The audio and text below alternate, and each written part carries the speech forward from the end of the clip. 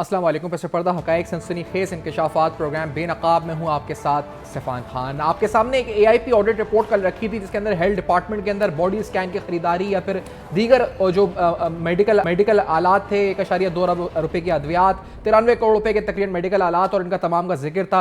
आपने saffron committee के chairman की गुफ्तगू भी इस बारे में सुनी थी। एक नैब नोटिस भी आपके सामने रखा था। इत्तलात अब ये है क्योंकि हमने फिर कल रात गवर्नर KP का इंटरव्यू भी किया था जो बार बार कह रहे थे कि मैं इंतबा कर रहा हूँ तहरीक इंसाफ के रहनुमाओं को कि मुशावरत करें। तो जब मैंने उनसे पूछा भी कि आप कोई इंतबा कर रहे हैं, वार्निंग दे रहे हैं, तो उन्होंने कहा जी अगर ये गिरफ्तार होते हैं तो एक वादा माफ गवाह बनेगा, सेक्रेटरी गिरफ्तार होगा तो मिनिस्टर का नाम लेगा, मिनिस्टर गिरफ्तार होगा तो उससे ऊपर वाले का नाम लेगा, और ये पूरी चेन है जो वो कहते हैं उन्हें आइंदा दिनों में नजर आती है। आपके सामने एक खबर रखते हैं। इस खबर के मुताबिक कुछ अहम गिरफ्तारियों का इम्कान खैर पख्तूनख्वा में नैब की तरफ से किया जा रहा है जिन पर घेरा तंग कर रहा है। इससे पहले हम जानते हैं कि वफाक के लिहाज से देखा जाए तो जनाब शौकत तरीन साहब की मुमकिना गिरफ्तारी की खबरें सामने आने के बाद खैर पख्तूनख्वा में भी कहा जा रहा है कि तहरीक इंसाफ के कुछ रहनुमाओं के खिलाफ घेरा तंग हो सकता है। खैर पख्तूनख्वा से आजम स्वाति के अलावा इससे पहले और किसी गिरफ्तारी सामने नहीं आई है। आइंदा चंद रोज में एक बड़ी गिरफ्तारी मुतवक्का है जिसके लिए कहा गया जी तैयारियां शुरू कर दी गई हैं। इमरान खान समेत PTI के रहनुमाओं के खिलाफ मुख्तलिफ केसेस वैसे ही सामने आ रहे हैं। शौकत तरीन के IMF मामले पर तैमूर झगड़ा से फोन कॉल पर होने वाली गुफ्तगू के बुनियाद पर एक गिरफ्तारी खदशा उसका इजहार किया जा रहा है, जबकि सूबाई काबीना में शामिल कई मजीद रहनुमाओं की गिरफ्तारी के इम्कान का इजहार भी किया जा रहा है। आज तो जबकि इत्तलात ये भी है कि कुछ के नाम ECL पर डालने के लिए बाकायदा एक जो प्रोसीजर है उसको भी आगे लॉन्च किया जा रहा है। जो दरख्वास्तें नैब और एंटी करप्शन जमा हो रही हैं उनकी तादाद में इजाफा होता जा रहा है। जो वुज़रा के साबिक वुज़रा के असासों में जो इजाफा हुआ है कि फ्लोर मिलें खरीद ली हैं, किसी ने कई कनाल के घर बना लिए हैं, किसी ने प्लाजे खरीद लिए हैं, उनकी फहरिस्तें सामने आ रही हैं। सोशल मीडिया पे ऑडियो वीडियो लीक्स हो रही हैं, ये तफसीलात भी सामने आ रही हैं। कल आपको 33 अरब रुपए का एक नैब का नोटिस दिखाया था। ये पेशरफ भी अपनी जगह एक है जहां पर 33 अरब रुपए के फंड्स के हवाले से जो स्पेशल फंड्स थे SDG, इसमें मुबैना बदनवानी के हवाले से नैब की तहकीकात PWD के अफसरान और इसमें भी कुछ MNAs के नाम शामिल हैं। जो ये तहकीकात जो फ्रॉड टेंडर वाली है ये भी आगे बढ़ रही है और इस तहकीकात में भी नैब कह रहा है कि हम फाइनल स्टेजेस में इस मामले के आ चुके हैं। कौन कौन और कहां कहां कितना घेरा तंग, कौन कौन से अफसरान या कौन कौन से लीडरान के खिलाफ घेरा तंग हो सकता है, कौन से ब्यूरोक्रेट साबिक जो मिनिस्टर्स के साथ रहे हैं, इसी से प्रोग्राम का आगाज करते हैं। अब्दुल्ला मोहम्मद साहब सीनियर सहाफ़ी प्रोग्राम में साथ मौजूद हैं इस्लामाबाद में, मेजर टाइट खुर्रम हमीद रोकड़ी साहब तजिया निगार सीनियर प्रोग्राम में साथ मौजूद इस्लामाबाद स्टूडियोज में। अब आसिफ इकबाल साहब साबिक सूबाई वजीर इत्तलात हैं, जमीयत इस्लाम के अहम रहनुमा सूबाई हमें ज्वाइन कर रहे हैं स्काइप पे। बहुत शुक्रिया सर आपने ज्वाइन किया है। अब्दुल्ला मोहम्मद साहब, क्या किन के खिलाफ घेरा तंग हो रहा है? खास तौर पर महकमा सेहत स्पेसिफिक है या मजमूई तौर पर कुछ अहम नाम है जिनके खिलाफ नैब इंक्वायरीज क्लोज कर रहा है आगे? अब्दुल्ला साहब जी बिल्कुल, नेब में इस वक्त तहकीकात तो जारी है और मुख्तलिफ प्रोजेक्ट्स को जो है जो पाकिस्तान तहरीक इंसाफ के उनको देखा जा रहा है कि वो प्रोजेक्ट कैसे रहे, उनके 5 साल कैसे रहे। मेरे पास जो लेटेस्ट तावीज़ात है उसमें ये है कि AIP जो एक डेवलपमेंटल प्रोजेक्ट्स होते हैं उनके लिए वफाक ने 138 अरब रुपए जो है साल 2020-21 में जारी किए थे, जिसमें ये इंकशाफ हुआ है कि 56 अरब रुपए जो है वो पेशावर में खर्च किए गए। जो कबायली अजला के खुसूसी फंड्स थे उनको 56 अरब रुपए को पेशावर में खर्च किया गया। इसमें जो दूसरा बड़ा इंकशाफ है वो ये है कि 37 करोड़ रुपए की गाड़ियाँ पेशावर के लिए सूबाई हुकूमत के लिए ख़रीदी गई।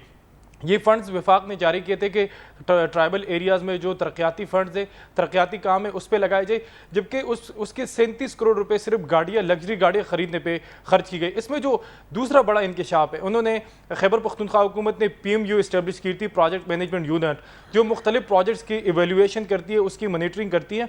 तो ये इंकशाफ है कि साल 2020-21 में उनको 2 अरब रुपए की तनख्वाहें कबायली अजला के फंड से दिए गए। और इसमें हमने जब तहकीकात की उसमें ये कि उसमें मुख्तलिफ जो इन्फ्लुएंशियल लोग हैं उन्होंने अपने बंदे हायर किए और उसकी तनख्वाहें 5 लाख से लेकर 2 लाख, 5 लाख, 10 लाख रुपए जो है उनकी तनख्वाहें लगाई गई। और 2 अरब रुपए साल 2020-21 में जो कबायली अजला के बजट थे उसमें 2 अरब रुपए जो है वो तनख्वाहों की मद में जो है वो अदा किए गए। इसके साथ साथ उन्होंने जो नेब में इस वक्त तहकीकात जारी है उसमें यह कि जो एक्सपेंडिचर है, डेवलपमेंट एक्सपेंडिचर, मतलब डेवलपमेंट पे जितने पैसे लगे उससे ज़्यादा पैसे जो है वो उनके ऑपरेशन पे लगे। मतलब जो स्टाफ वहाँ पे गया, जो वहाँ पे लोगों को मराहत दी गई, तनख्वाहें दी गई, तो उसके अखराजात डेवलपमेंटल अखराजात से ज़्यादा हैं। लेकिन इसमें जो अहम चीज़ है वो खैबर पख्तूनख्वा के जो महकमा सेहत है, और ये इतलात आ रही थी कि उनके जो साबिक सूबाई वज़ीर है तैमूर सलीम जगड़ा साहब, उनके असिस्टेंट जो है वो मुख्तलिफ चीज़ों में लगे हुए हैं। तो अब नेब तैमूर सलीम जगड़ा के 2 असिस्टेंट और 3 डीजीज जो है हेल्थ खैबर पख्तूनख्वा के, और इसके साथ साथ जो स्पेशल सेक्रेटरीज है उनके खिलाफ घेरा तंग करे और तहकीकात तकरीबन आखिरी मराहिल में है। अब नेब इसको देख रहा है कि और मैं तैमूर झगड़ा साहब का अगर वो मौक़िफ़ देना चाहते हैं तो ही इज अवेलेबल, लेकिन क्योंकि हेल्थ के हवाले से उनका नाम आ रहा है, सेहत कार्ड पर उन्होंने गुफ्तगू भी की थी, अगर हम सुना सकते हैं नाज़रीन को, सेहत कार्ड पे रेडी है हमारे पास, सेहत कार्ड का सुनाते उन्होंने क्या कहा था। तैमूर झगड़ा साहब ने कल कुछ सेहत कार्ड के बारे में बातें की थी, लेट्स हियर दिस। कल जब वफाकी हुकूमत ने पंजाब के 12 करोड़ लोगों से सेहत कार्ड की सहूलत और सेहत कार्ड के 5 साल का PC1 रिजेक्ट किया, और ऐसे मौके पे जब खैबर पख्तूनख्वा में भी ये कोशिश हो रही है कि सेहत कार्ड को ख़त्म किया जाए, सेहत कार्ड के बारे में बात करना ज़रूरी है। पहली चीज़ तो ये है कि कम से कम खैबर पख्तूनख्वा में सेहत कार्ड का ख़त्म करना इनके लिए मुमकिन नहीं होगा, क्योंकि वहाँ पे हमने कानून में डाला कि हर खैबर पख्तूनख्वा के बाशिंदे को यूनिवर्सल हेल्थ केयर की सहूलत हासिल होगी। तो इसलिए वो ख़त्म करने के लिए इनको कानून बदलना पड़ेगा, और वो केयर टेकर हुकूमत कर नहीं सकती। साहब के अब्दुल्ला साहब कौन कौन से करीबी जो ओहदेदारान उनके साथ रहे हैं, या फिर कोई साबिक ब्यूरोक्रेट्स हैं जिनके नाम आ रहे हैं सामने नैब के केस में, या नैब आगे बढ़ रहा है जिनके खिलाफ? अब्दुल्ला साहब जी बिल्कुल, मैं उसके नाम लेना नहीं चाहता, क्योंकि नेब के जितने ज़राए हैं उससे जो दस्तावेज़ात हम लेते हैं वो ये कोशिश करते हैं कि वो नाम नहीं बताते। उसकी वजह यही है कि ये लोग फिर जाके अदालतों से ज़मानतें ले लेते हैं और फिर उनकी गिरफ्तारी तकरीबन नामुमकिन हो जाती है। लेकिन ये अरबों रुपए के इल्ज़ामात हैं जिस पर नेब तहक़ीक़ात कर रहे हैं। जो सबसे बड़ा पहला इल्ज़ाम है ये कि वो खैबर पख्तूनख्वा के मुख्तलिफ सरकारी अस्पतालों के लिए आलात की ख़रीदारी की गई, और इस आलात की ख़रीदारी पे 93 करोड़ 94 लाख रुपए खर्च किए गए, मगर आलात मौजूद नहीं है जो फिजिकली उन्होंने इवैल्यूएशन किए, और वो लोग गए हैं, ऑडिट हुकाम गए हैं, दीगर टीमें गई और उन्होंने देखा, लेकिन आलात मौजूद नहीं है। इसके अलावा 47 करोड़ रुपए के 47 करोड़ 40 लाख रुपए के 3 फुल बॉडी स्कैन मशीनें जो है वो खरीदी गई, और इसके साथ साथ जो तिबी आलात है उसको जलाने के लिए 22 करोड़ 80 लाख रुपए की मशीनें ली गई। लेकिन ये तमाम मशीनें जो है मुतल्लिका अस्पतालों में मौजूद नहीं है। अच्छा। ये नेब जो इस पे तहक़ीक़ात कर रहे हो, जो उन्होंने फील्ड में देखा है कि ये चीज़ें मौजूद नहीं है। इसके अलावा जो 26 मिलियन रुपए के 5 जनरेटर है जो जर्मन साख्ता है, वो मुख्तलिफ अस्पतालों के लिए ख़रीदी गई, लेकिन जब फिज़िकली उसका मुआयना किया गया तो वो जनरेटर जो है वो मौजूद नहीं है। ये तमाम आलात तो ख़रीदे गए, लेकिन वो अस्पतालों में मौजूद नहीं है। जबकि इसके साथ साथ नेब इसको भी देख रहा है कि जो पेपरा कवानीन है या लोकल जो केपरा कवानीन है उसके मुताबिक शफाफियत नहीं है टेकों के अंदर, और इसके साथ साथ जो दवाइयाँ थी जितनी उसकी ज़रूरत थी मुख्तलिफ अस्पतालों में, उसके लिए मतलब ज़रूरत कम थी, और उसको ख़रीदने के लिए ज़्यादा से ज़्यादा जो है वो पैसे जारी किए गए। और जो इसका मनी ट्रेल है कि ये आप लोगों ने कैसे ख़रीदे, इनके लिए आप फ़ंड जारी किए, लेकिन वो सामान है किधर, आलात किधर है, इसके अलावा जनरेटर कहाँ पे है, इसके अलावा दवाइयाँ कहाँ पे है। तो अभी तक इस हवाले से मनी ट्रेल जो है वो सूबाई हुकूमत फराहम नहीं कर सकी, जिस पे नेब फाइनली अब तहक़ीक़ात के मूड में वो पहुंच चुका है। मुख्तलिफ तहक़ीक़ात हो रही है, और अब जो 6 से 7 लोग हैं उनको गिरफ्तार करने की अब बाज़ गश्त है नेब के अंदर। सेहत में एक एडीजी को पहले भी कोरोना फंड्स के हवाले से नोटिस नेब ने कुछ दिन पहले दिया था, हमने वो भी हमने देखा था, एक दस्तावेज़ सामने आई थी। आसिफ इकबाल साहब, क्या ये आपको लगता है कि ये जो सेहत कार्ड पर अभी तैमूर झगड़ा साहब फरमा रहे थे, ये तो कह रहे हैं बड़ा अच्छा काम हुआ है सेहत में, सेहत कार्ड हमने दिया है, आपने वहां पे हालात देखे, ये बताएं कि वहां पे वाकई में सेहत कार्ड से बेहतरी आई है या सेहत कार्ड के स्कैम सामने आ रहे हैं अब इस पर? आसिफ इकबाल साहब। बिस्मिल्लाहिर्रहमानिर्रहीम। सबसे पहले तो शुक्रिया सैफान खान। अब्दुल्ला साहब ने जो बात की मुझे समझ नहीं आई, क्योंकि आवाज़ बड़ी उनकी स्लो आ रही थी। अच्छा, देखें, पहले तो मैं बताऊं कि हमारे इस सूबे की बदकिस्मती रही है कि पिछले तकरीबन 9.5 साल PTI को यहाँ पे मुसल्लत रखा गया, और फिर मेरे इस सूबे को पिछले 4.5 सालों में इस्लामाबाद से जो है वो कंट्रोल किया गया। यहाँ पे अगर मेरे महमूद खान वज़ीर आला थे तो वो भी कठपुतली थे, और इस तरह उनकी पूरी कैबिनेट जो थे वो कठपुतली थी, और ये सारी चीज़ें जो है वो इस्लामाबाद से कैटर होती रहीं। और कल परसों जब इमरान खान ने इतराफ़ किया है कि जब ख्वाजा आसिफ केस में कि उसने शौकत खानम चंदा केस से जो है उस पर फंड्स तकरीबन $30 लाख जो है वो इन्वेस्ट किए हुए हैं, तो इसका मतलब यह है कि अगर वहाँ उसने मेरे पब्लिक की जो चंदा था, जो ज़कात थी, उसमें एम्बेजलमेंट की है, तो जाहिर बात है कि अगर ये सुबह उनको 10 साल उनके हाथ में रहा है, तो अब हमें ये करप्शन के केसेस ही नजर आएंगे। लेकिन सर आप तो मुझे बताएंगे, हम मैं अगर आपसे पूछूं आसिफ साहब, अगर आप अब गिरफ्तारियां करेंगे, नैब गिरफ्तारियां करेगा, तो जैसे आप लोग इल्जाम लगाते थे कि नैब इस्तेमाल हुआ है आप लोगों के खिलाफ, पीडीएम के खिलाफ, तो अब अगर नैब गिरफ्तारी करते हैं, जेन्युइन केस भी है, तो आप लोगों पे इल्जाम लगेगा कि आप लोग इस पर इंतकामी कार्रवाइयां कर रहे हैं, जो इल्जाम लग भी रहा है। और अगर केपी में शुरू हो जाता है, तो वहां केपी में तो आपके गवर्नर भी बैठे हुए हैं, वैसे ही उन पे कहा जा रहा है कि सियासी काबीना आपने बनाई है, तो ये इल्जाम लगेगा कि आप लोग गिरफ्तारियां करके इंतकाम ले रहे हैं। देखें, मेरे सूबे के इदादत शुमार के मुताबिक 1002 अरब का कर्जा लिया गया है इस सूबे के लिए, सिर्फ मैं इस सूबे की बात कर रहा हूँ, और इस वक्त खजाना खाली है। तो वो पैसे कहाँ गए हैं?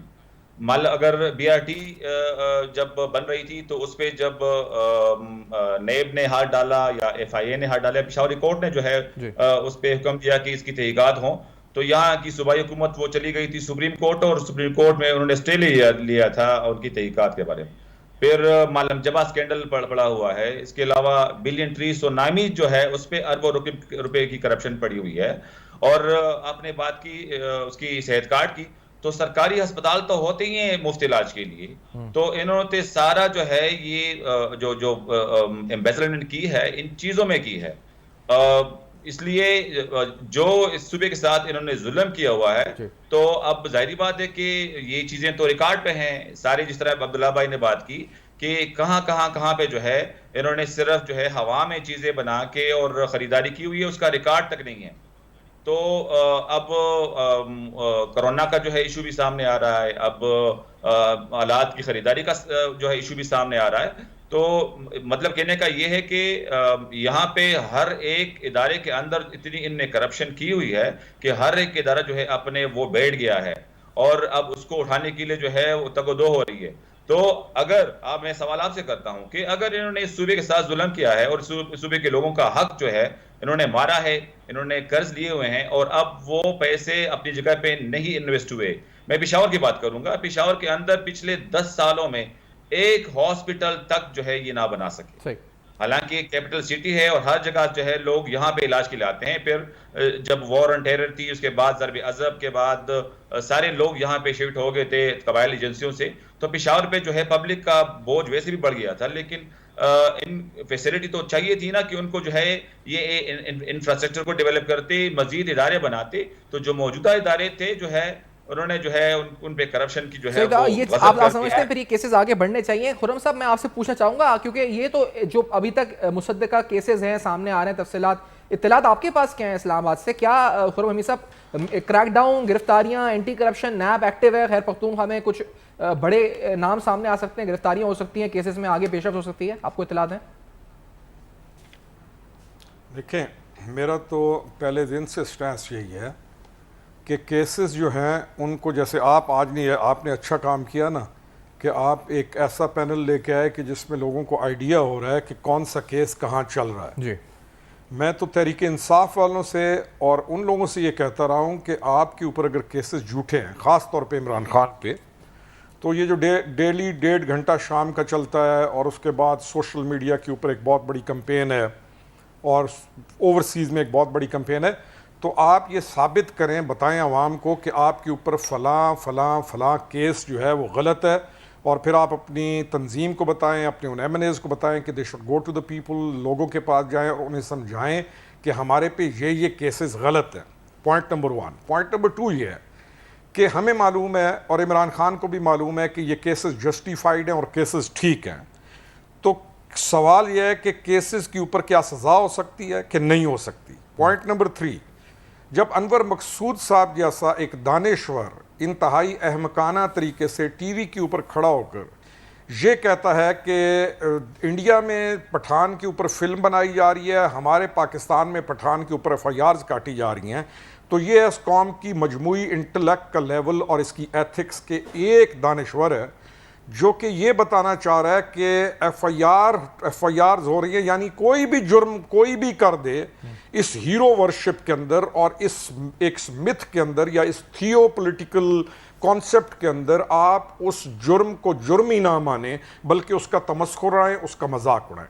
मैं सबसे पहले तो अप्रिशिएट करूंगा ना आपको कि आज आपने एक पैनल ऐसा बिठा दिया कि जो कम से कम नैब का केसेस ला रहा है, वहाँ पे वो ऐसे एक बंदे आपने अपने पैनल में लाए जो कि अगेन अथॉरिटी हैं, तो आप एक चीज़ को डिस्कस कर रहे हैं। हमें तो पता है कि ये केसेस हैं, हमें तो पॉलिटिकल सिस्टम में अंदर रहते हुए ये भी पता है कि कैसे दवाई तब्दील हो जाती है, कैसे मशीन के पैसे कौन से दिए जाते हैं, कैसे ओवर बिलिंग की जाती है और कैसे इन लोगों ने कमीशन खाए। अभी तो ये एक चीज़ है, आप किसी भी डिस्ट्रिक्ट के अंदर चले जाएंगे, जब उन फंड्स को उठाएंगे, छोड़ने सारों को मियांवाली चले जाएं, मियांवाली के अंदर आपको जब 51 अरब रुपए का प्रोजेक्ट मिलेगा तो 50 अरब में से अगर 15 से 20 अरब रुपए की करप्शन ना मिले, आप हमसे आके पूछेगा, हम आपको बताएंगे कि कैसे करप्शन तो पकड़ने वाले। ये तो सर साफ शफाफ के गाने गाते थे, साफ चली शफाफ चली, ये किससे आप सामने आ रहे हैं? हमारे तो कान की नहीं करते आपको।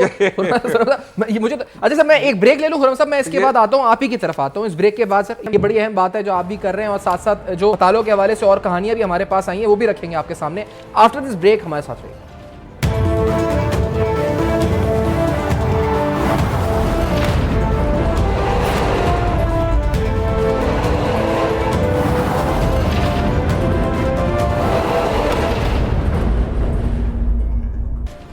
Welcome back. आप देख रहे हैं बेनकाब, और आज बेनकाब में कुछ अहम केसेस में डेवलपमेंट खैर पख्तूनख्वा में सेहत के हवाले से बिलखुसूस मजमूई तौर पे फंड्स के हवाले से बंदरबाड़, जाली भर्तियाँ, गैर कानूनी इकदाम, कमीशन के किस्से, ये सारी तफसीलात आज के प्रोग्राम में आप जान रहे हैं। नैब किसको पकड़ सकता है, कहाँ केस बढ़ रहे हैं, कानूनी कार्रवाइयाँ कहाँ हो सकती हैं, खैर पख्तूनख्वा के किन महफों पर नैब की गिरफ्त ज़्यादा तेज़ हो चुकी है, कॉल अप नोटिस किस किस को मिल रहे हैं, कब तलब किया जा रहा है, सारी तफसीलात आज प्रोग्राम में आप जान रहे हैं। खुर्रम हमीद साहब ये बताएं सर, क्योंकि आप तो अभी मियांवाली का बता रहे हैं, तो ये कुछ आपको लगता है गिरफ्तारियां भी होंगी, मतलब गिरफ्तारी से मतलब कानून के तहत आगे होंगी, या फिर ये रुक जाना है मामला, सियासी तौर पे दब जाना है, दोबारा को एनआरओ या इस तरह की अंडरस्टैंडिंग हो जानी है, होना कुछ नहीं, आगे से बातें होनी है? खुर्रम साहब सर देखें, पहली चीज़ है कि क्या केसेस जस्टिफाइड हैं। दो महकमों ने काम करना है यहाँ पे, एक महकमा है एंटी करप्शन, दूसरा महकमा है नैब ने। इन दो महकमों ने काम करना है और ये महकमे आज सही काम करें, केसेस के अंबार लग जाएंगे, क्योंकि जो लूटमार पिछले 3.25 साल में हर लेवल पर हुई है, तो एंटी करप्शन के लिए तो केसेस ही केसेस हैं। और इस डीजी एंटी करप्शन के पोस्ट होने से पहले तक इंश्योर किया गया कि एंटी करप्शन जो है वो तबाह बर्बाद हो। लेकिन इस प्रेजेंट पोस्टिंग के बाद, ये जो अभी लाहौर में पोस्टिंग हुई है, मैं के पंजाब की बात कर रहा हूँ, इस पोस्टिंग के बाद ये उम्मीद होने लग गई है कि पाकिस्तान का जो पैसा लूट मार के खाया गया, कम से कम एक ऐसा शख्स इस सीट के ऊपर आ गया कि वो उस चीज़ को दुरुस्त तरीके से निकाल के लाएगा। ना सिर्फ यह कि केसेस बनने चाहिए, ना सिर्फ यह कि इनकी पूछगछ होनी चाहिए, इन तमाम हराम खाने वालों को उस तरीके से इबरत का निशान बनाना चाहिए कि ये कम से कम उस मकाम पर पहुँचें, क्योंकि इन्होंने दावा किया था कि साफ चलेगी, शफाफ चलेगी, और हम हैं वो जो मसीहा हैं, और पिछले तो ये थे, और हम इस कौम को निकालने आए, और उस कौम को आज खड्डे के अंदर फेंक कर इसकी पूरी नौजवान नस्ल को तबाह बर्बाद करके ज़ोंबीज़ बना के, और इनको एक नई सोच के साथ इन्होंने आगे खड़ा कर दिया है कि अब चोरी डकैती को भी कोई चोरी डकैती मानने को तैयार नहीं है, यानी चोरी को भी चोरी, यानी मुल्क को आज आप उस स्टेज पर ले गए कि इसके साथ दुश्मनी करके आज इंडियन मीडिया के नैरेटिव्स को उठा कर एक जमात के लोग पेस्ट कर रहे हैं और नारे मार रहे हैं, खुश हो रहे हैं। यानी जिस चीज़ के ऊपर दुश्मन खुश हो रहा है, आज ये उसी चीज़ के ऊपर खुश हो रहे हैं। इसका सिर्फ एक इलाज है, बेरहम एहतिसाब कबल इंतखाब। मैं तो इसका दाई हूँ। अच्छा, मैंने तो 2018 खुर्रम साहब मैं आपसे एक सवाल पूछना चाहूंगा। खुर्रम साहब, बहुत से केसेस सामने आए, नाम आए, आप कह रहे हैं आप उम्मीद है कि इस दफा बड़े केसेस, सर पीआरटी केस हमने देखा, फिर इसके अलावा बिलियन ट्री सुनामी, मलम जब्बा केस, कुछ नहीं आगे हुआ। मतलब पब्लिक अकाउंट्स कमेटी ने दोबारा उन मरे हुए केसेस को जिंदा किया है, अभी उसका भी कोई अंजाम होगा नहीं होगा, लेकिन ये केसेस साबित नहीं हुए, सालों से चल रहे हैं। तो अब आपको उम्मीद है कि इस दफा कुछ हो जाएगा, या एहतसाब हो जाएगा, या जो आप कह रहे हैं कि जो बयानिया बना था ये झूठा, ये बेनकाब हो जाएगा?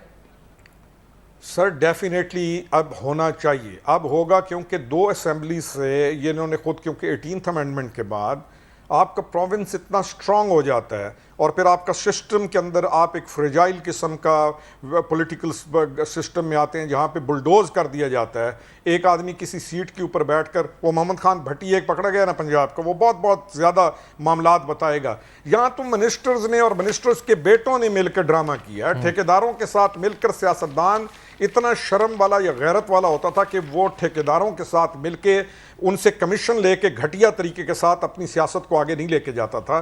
ये तो इस 4.25 साल में सियासत का जो एथिक्स है इन्होंने उसको बर्बाद कर दिया है कि इनका मिनिस्टर्स और इनके पॉलिटिशियंस ठेकेदारों के साथ मिलके इन्होंने वो घटिया करप्शन किया। 10%, 14%, 20% from every project they have been earning. इन्होंने तो स्टैम्प पेपर साइन किए उन ठेकेदारों के साथ। मेरे पास तो कुछ रिपोर्ट्स हैं कि ठेकेदारों के साथ इस हराम खाने के स्टैम्प पेपर साइन हुए पड़े हैं कि तुम जितना कमाओगे उससे पहले कि तुम्हारा बिल पास हो तुमने वो पैसा मेरे बेटे को दे देना है।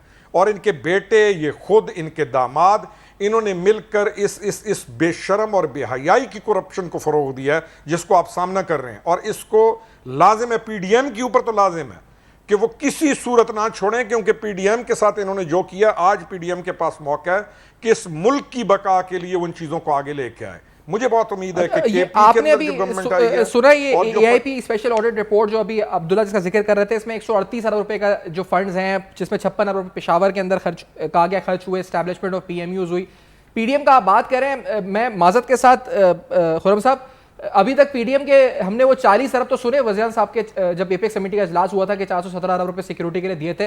वो तो कोई जिक्र, नैरेटिव बनाना दूर की बात, जिक्र तक नहीं है। ये तो ऑडिट रिपोर्ट्स हैं, जो डॉक्यूमेंट्स हैं। ये जो सेनेटर हिलाल रहमान साहब हैं, स्टैंडिंग कमेटी सैफरॉन के चेयरमैन, वो कब से शोर मचा रहे हैं कि फाटा के फंड्स इधर चले गए, उधर चले गए। हिलाल को तो सल्यूट है ना जी। हिलाल इज डूइंग समथिंग एक्स्ट्राऑर्डिनरी। उसको तो आपका भी काम, लेकिन पीडीएम खामोश है, पीडीएम कुछ नहीं कर रही। को प्रेज करें जी सर, पीडीएम को करना पड़ेगा ना। वही तो कह रहा हूं, पीडीएम अपने आप को अभी तक समझ रही है कि वो सेंटर के अंदर बैठी हुई है, सेंटर के बाहर वो कुछ है नहीं। अब इनको केपी के अंदर भी जाके इसको परस्यू करना चाहिए, इनको पंजाब में भी करना चाहिए। लेकिन मुझे एक और उम्मीद है कि केपी के अंदर जो आप एक सेटअप लेके आए हैं और पंजाब में आप सेटअप लेके आए हैं, वो कुछ ना कुछ करेगा। लेकिन इस चीज़ का ये हल नहीं है। आप अगर इसी तरीके से इंतखाबात की तरफ चले जाते हैं तो आप एक और बड़े केओस की तरफ चले जाएंगे। आपने इस मुल्क को केओस से भी निकालना है और उस केओस से निकालने के लिए आपको कुछ स्टेप्स लेने पड़ेंगे। आपको चाहे मुआशी इमरजेंसी की तरफ जाना पड़े, कुछ करना पड़े, you have to do this thing.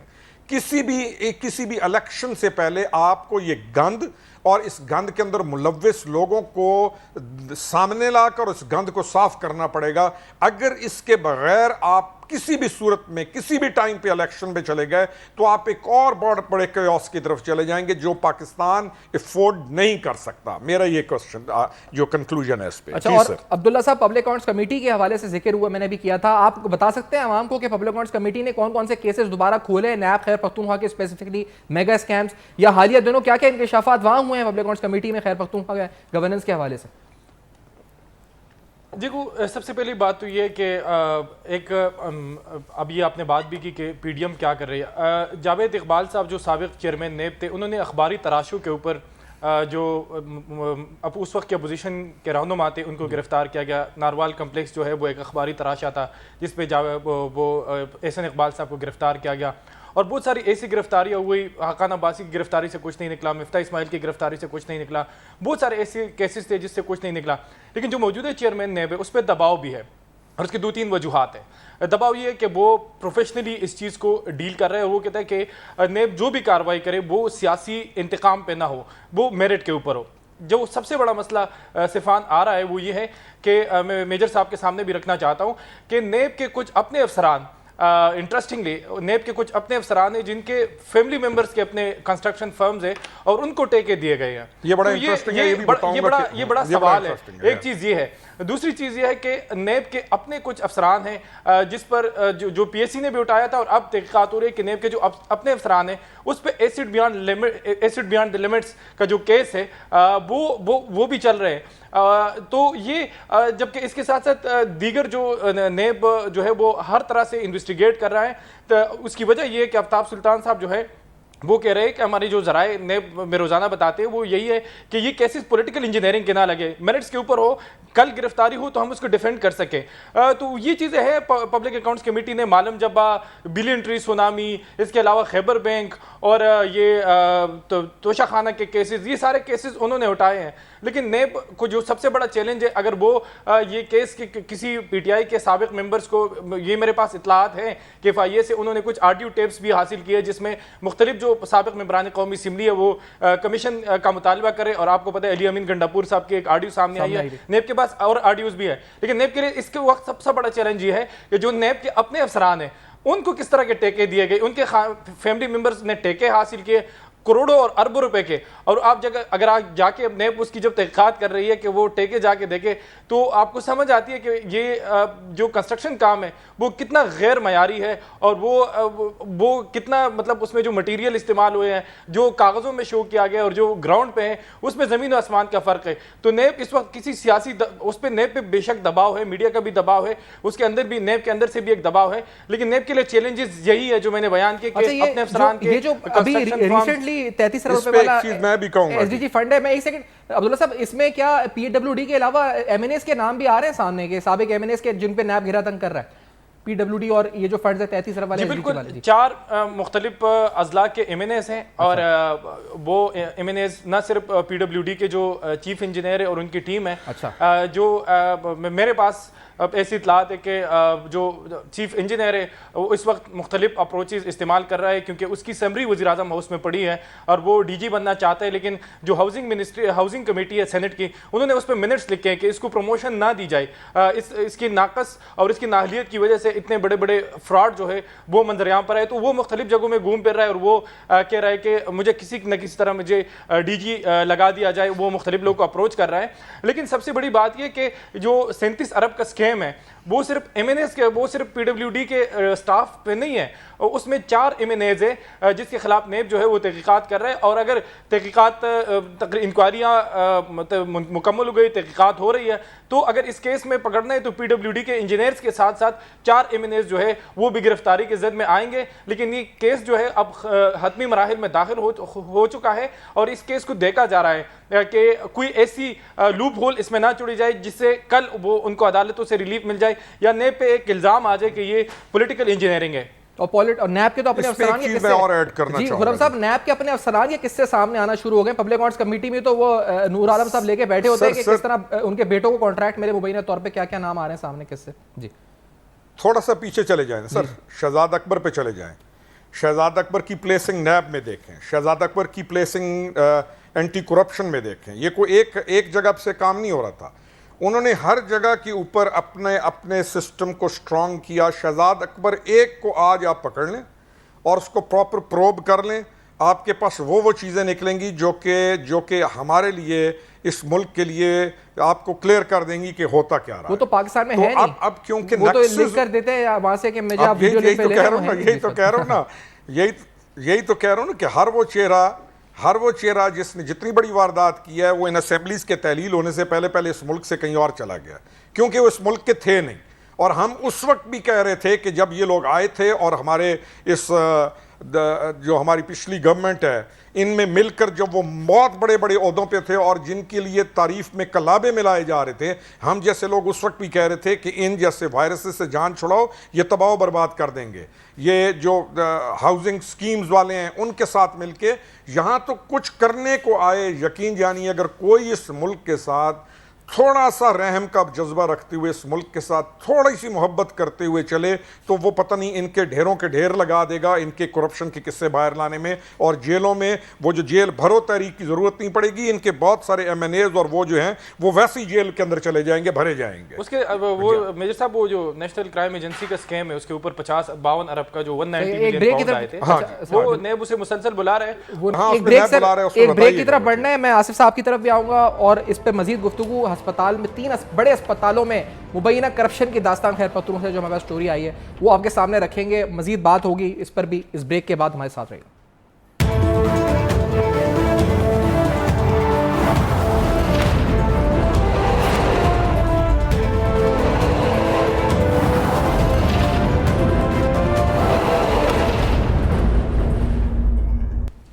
Welcome back. आप देख रहे हैं बेनकाब और आज बेनकाब में कुछ अहम तरीन हक़ाइक़ आपके सामने रख रहे हैं दस्तावेज़ात के साथ। कोरोना फंड्स के अंदर मुबैना बदउनवानी पर नैब का नोटिस, फिर special AIP report, AIP audit, जो स्पेशल ऑडिट है AIP फंड्स का, उस हवाले से एक रिपोर्ट आपके सामने रख रहे हैं। और इसके साथ साथ नैब के और नोटिस 33 अरब रुपये की करप्शन मुबैना के हवाले से, और साथ साथ आपको बताया 3 बड़े अस्पतालों में मुबैना करप्शन की दास्तान सामने आई है, करोड़ों रुपए की बेकायदगियों की कहानी सामने आई है।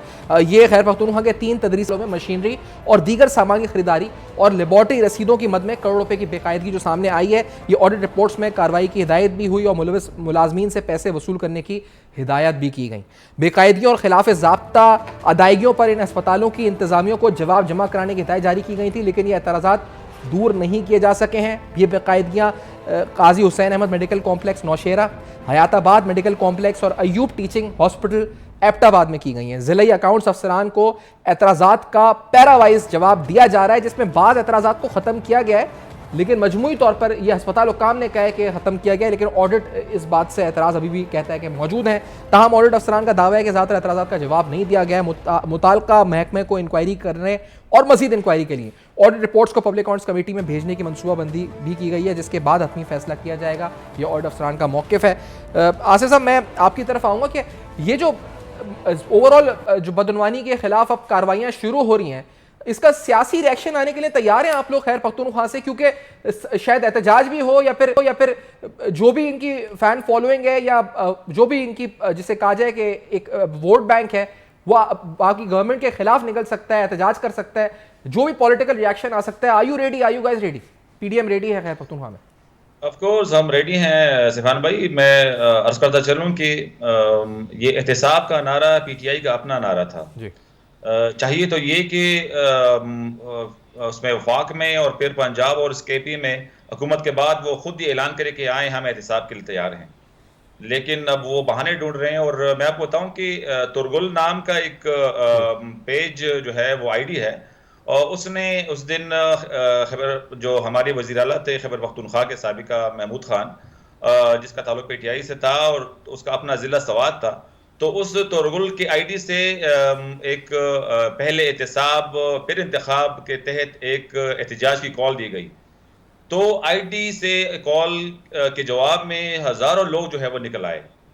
तो इसका मतलब ये है कि इस सूबे के अवाम, फिर खैबर पख्तूनख्वा के साबिक वज़ीर आला अपना ज़िला, उसके अवाम चाहते हैं कि एहतसाब हो। और एहतसाब का नारा, तो और भी किस्से सामने आ रहे हैं तुरगुल वाली, आपने जो अकाउंट बता रहे हैं, क्योंकि उसमें तो वो वीडियोस भी आ रही हैं, पता नहीं जमीनों के, बहुत सारी चीजें आ रही हैं, उसमें बहुत सारी चीजें आ रही हैं। लेकिन मैं बताना चाह रहा हूँ कि इस सूबे के अवाम चाहते हैं कि एहतसाब हो। वो पार्टी जिसका नारा एहतसाब था और वो 10 साल इस सूबे में हुकूमत करके चले गए हैं, असेंबली डिसॉल्व करके चले गए हैं, उनके खिलाफ एहतसाब होना चाहिए। आपने सेहत की बात की, जिस तरह हमारे सूबे का वज़ीर आला डमी था, उसी तरह हमारा वज़ीर सेहत भी डमी था, क्योंकि जो कज़न थे बक्की साहब, हमारे इमरान खान नियाजी के जो अमेरिका में सेटल होते हैं, वो लिटरली वो सेहत का सारा शोबा उसके हाथ में था। वो अमेरिका से जो था वो उसके ज़रिए वीडियो लिंक के ज़रिए तमाम अस्पतालों को वो कवर किया करता था, बल्कि इलारिज का जो BOD है उसका वो चेयरमैन भी है। तो चाहे इलारिज हो, चाहे हमारा शेरपा हॉस्पिटल हो, चाहे हमारा हैदराबाद मेडिकल कम्प्लेक्स हो, चाहे हमारा अयूब मेडिकल कम्प्लेक्स हैदराबाद हो, इन सब के अंदर तमाम जो करप्शन हुई है ये बर्की साहब की हिदायत के तहत हुई है। और उन्होंने अपने अपने लोगों को नवाजा, बल्कि आपने नौशेरा की उसकी बात की, आपको पता है कि नौशेरा मेडिकल जो हॉस्पिटल है नौशेरा के अंदर, काजी हुसैन अहमद हॉस्पिटल, उसके जो BOD है उसके अंदर किस किस्म के लोग आम दर्जे के जो नाई होते हैं वो BOD में शामिल किए गए हैं। अब्दुल्ला साहब जो है मुझे सेकंड करेंगे इस बारे में।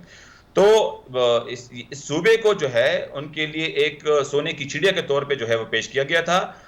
नेब उनके अपने हाथ में था। अब तो जो है जो रो रहा है कि जनाब मेरे इख्तियार में नहीं था, सारा इख्तियार इनका था। ये बार बार जो है ये इकरार कर चुके हैं कि फलां जो नून का या उसका पीपल पार्टी का जो उनके रहनुमा थे, आज ये उनके रहनुमा बयान देते टॉक शो में और कल जो है वो गिरफ्तार हो जाता। तो अगर ये तुम्हारे इख्तियार में न था तो फिर बताते क्यों? कौन आपको बताता कि जनाब ये? मैं आपसे पूछ रहा हूँ कि अगर नैब गिरफ्तारियां करता है, केसेस बनाता है, तो आपकी जमात हिमायत करेगी इन गिरफ्तारियों की भी और इन केसेस की भी? सारी बात है। मैं समझ कि आपने बात की ना कि PDM क्यों खामोश है। अब्दुल्ला भाई ने आपने जवाब दिया कि हम चाहते हैं कि इदारे खुद जो है, चाहे वो एंटी करप्शन हो, चाहे नेब हो, चाहे पीएसी हो, चाहे ये इदारे खुद जो है करप्शन के सामने लाए, ताकि ये ना हो कि ये हमने इल्जाम लगाया था, बल्कि सबूत के साथ, और अब चीजें सबूतों के साथ सामने आ रही हैं। तो इसलिए चाहे पीडीएम हो, चाहे जमात इस्लाम हो, हम चाहते हैं कि वाकई एहतसाब हो, क्योंकि मेरे सूबे के साथ बहुत बड़ा जुल्म किया गया है। 1002 अरब रुपए का कर्ज लिया गया है पिछले 9 सालों में। 1002 अरब रुपए जो है, ये बहुत बड़ी अमाउंट है, और कौन वापस करेगा? मेरे सूबे का गरीब आवाम जो इसको वापस करेंगे। फिर मर्ज एरिया के लिए जो फेडरल गवर्नमेंट ने 417 अरब रुपए प्रोवाइड किए थे, उसका भी अता पता नहीं है। तो बहुत सारी चीजें जो आहिस्ता आहिस्ता जो है, ये तो बात की बात है। उससे पहले जो केसेस हैं, पेशावर बीआरटी, ब्रिलियंट सुनामी, आप लोग कहते रहे कि नैब ने कुछ नहीं किया। अब आपकी अपनी हुकूमत है, नैब अभी भी एक ऑटोनोमस बॉडी है, लेकिन अगर अब नैब कुछ नहीं कर पाया तो आप पर इल्जाम लगेगा बाद में कि आपकी हुकूमत भी आई, तब भी आप कोई करप्शन साबित नहीं कर सके। अभी भी इमरान खान कहते हैं कि हम पे 1 रुपए की करप्शन साबित नहीं हुई है। जी, आप रिकॉर्ड उठा के देख लें, बीआरटी पे अभी भी सुप्रीम कोर्ट की जो है वो लगी हुई है, उसका हुक्म जो है मौजूद है।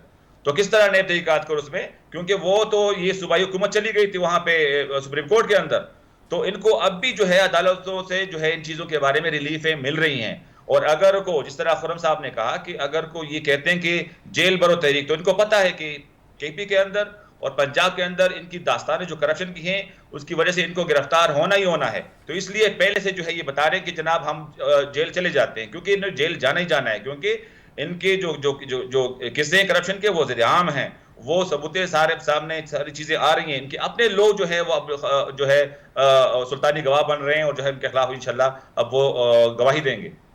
तो लेकिन आप कहते हैं कि गिरफ्तारियां होती हैं और फिर ये कहते हैं कि ये सब पॉलिटिकल विक्टिमाइजेशन है, और ये कहेंगे, आप तैयार हैं इस बात के लिए कि ये कहेंगे कि ये सारा सियासी इंतकाम है जो आप लोग ले रहे हैं, आपकी गवर्नमेंट ले रही है? सफान भाई, पॉलिटिकल विक्टिमाइजेशन वो होती है कि केस रेफरेंस दाखिल ना हुआ हो, और ये पहले से जो है ये शाहिद खाकान अबाई साहब को या दूसरे जो है कैदीन को, चाहे वो नून के हों चाहे वो बिल पार्टी को, उनको गिरफ्तार कर लें और फिर वो उनको 90 दिन जो है उस रिमांड पे रखें।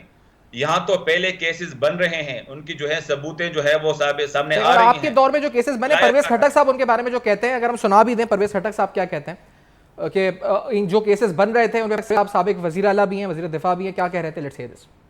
सनाउल्लाह 1-2 मुकदमे ऐसे होंगे जिसको डिस्प्यूट कर सकते हैं, लेकिन बाकी जितने मुकदमे वो तो एहतसाब के थे, हमारे दौर से पहले के बने हुए थे। मेरे ख्याल में हमारे दौर में 1 या 2 मुकदमा एहतसाब में किया होगा, बाकी तो नवाज शरीफ ने इन पर बनाए, इन्होंने उन पर बनाए, वही चल रहे थे। हमने कोई किसी के खिलाफ कोई मुकदमा नहीं किया, 1-2 को छोड़ के बाकी सब जो एहतसाब के मुकदमे थे। अगर वो तो किसी के उनके खिलाफ तो कोई मुकदमा किया ही नहीं इन्होंने, पीटीआई वालों ने कह रहे हैं आप लोगों ने आपस में किए हुए थे। पीडीएम आपको जवाब देंगे इस पता से इकबाल साहब?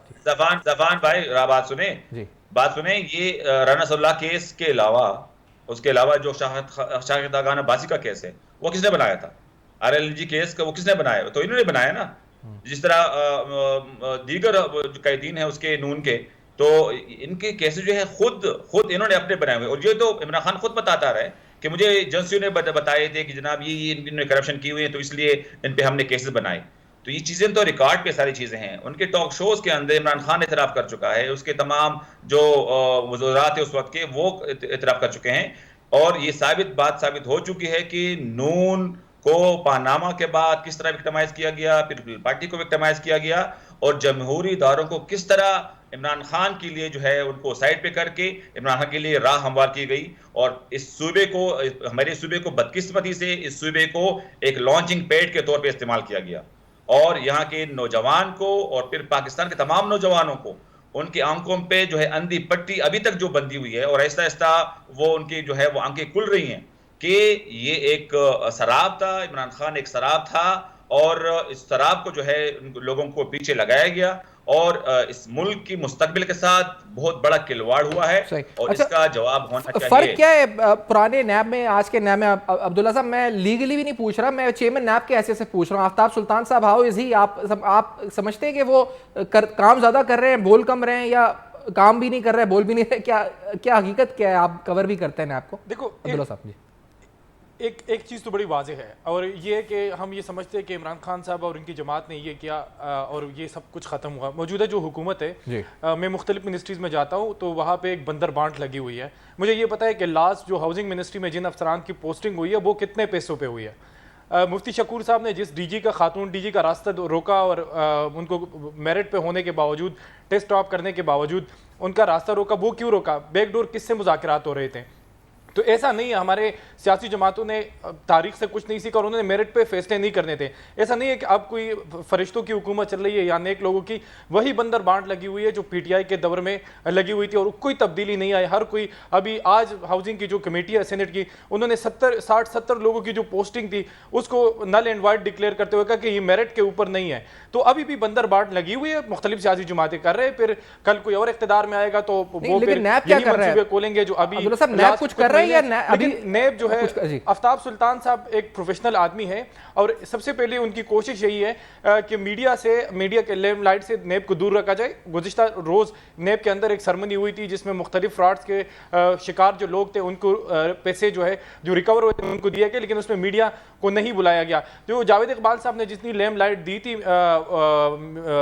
नेब को मीडिया के इन्फ्लुएंस में, मीडिया के लेमलाइट में लाकर, आफ्ताब सुल्तान साहब ने उसको साइडलाइन पे किया है। काम हो रहा है, लेकिन मैं ये यकीन से कहता हूं कि जो भी गिरफ्तारियां होगी वो मेरिट के ऊपर होगी और कोई पॉलिटिकल विक्टिमाइजेशन उसमें नहीं आएगी। उसका एक कैरियर, एक रिप्यूटेड ऑफिसर है, वो उसका एक प्रोफाइल है।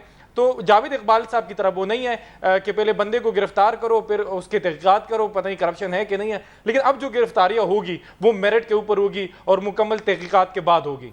नहीं, लेकिन आप समझते हैं कि इसमें कुछ, जिस तरह आप कह रहे हैं कि एमएनएस भी शामिल हैं, तो ये एसिड बियॉन्ड मीन से केसेस ही बन सकते हैं कि अगर उन्होंने, क्योंकि आप अभी तोरगुल का जिक्र हो रहा था, इस तरह के बहुत किस्से आ रहे हैं कि एसासे बना लिए, प्लाजे बना लिए, किसी ने गाड़ियां बना ली, किसी ने फ्लोर मिले बना ली। आपके पास ज्यादा इतलात होंगी, तो नैब क्या इस, क्योंकि पब्लिक अकाउंट्स कमेटी में जिक्र हुआ था हालिया कि एसासों की छानबीन की जाए, तो क्या नैब ने काम शुरू किए इस डायरेक्शन पे भी या नहीं? जी बिल्कुल, मैंने पहले कहा जो नोटिस भी आया 33 अरब का और इस तरह बहुत सारे केसेस है, और न सिर्फ एमएनएस के, साबिक एमएनएस के और सूबाई असम्बली के मेंबरान के हो रहे हैं, बल्कि उनके बैकडोर पे कुछ फैमिलीज है उनकी तहकीकात भी हो रही है। वो तहकीकात भी जारी है कि पोस्टिंग ट्रांसफर में कौन मुलव्वस थे, कौन आखिरी बार दुबई गया, उन्होंने कहाँ पे असासे खरीदे, कितने ममालिक में गए, कितने फैमिली मेम्बर्स को, कितने दोस्तों को लेके गए।